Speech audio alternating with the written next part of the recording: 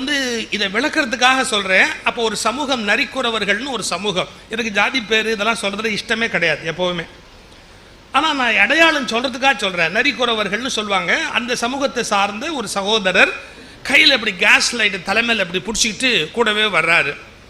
ராஜரத்னம் பிள்ளை சொன்னார், நான் வாசிக்கிட்டே வந்தவன் அப்படியே ஒரு பிருகா அடித்தேன். பிருகான்னா ஒலி சுருள், அப்படி உள்ளே கொடுத்து வாங்குவாங்க ராகத்தில், அப்படியே உயிரே போகிற மாதிரி இருக்கும். டக்குன்னு அந்த ராகத்தை அப்படி உள்ளே கொடுத்து எடுப்பாங்க, அதுக்கு பிருகான்னு பேர். நான் ஒரு பிருகா அடித்தேன் ஒரு ராகத்தில்.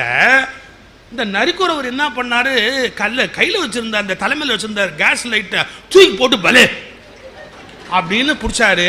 எனக்கு தெரிஞ்சு நான் வாங்கின விருதுலேயே அதான் பெஸ்ட்டு விருதுன்னு.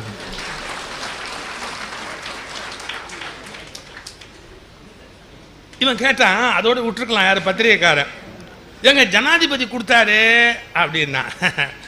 அவர் என்ன என் வாசிப்பை கேட்டுட்டா கொடுத்தாரு, எவனோ கொடுக்க சொன்னான் கொடுத்தாரு சார். அதில் என்ன அழகுன்னா, இவன் வாசிப்பை கேட்டுட்டு பலே அப்படின்னு சொன்னதுதான் பெருசு.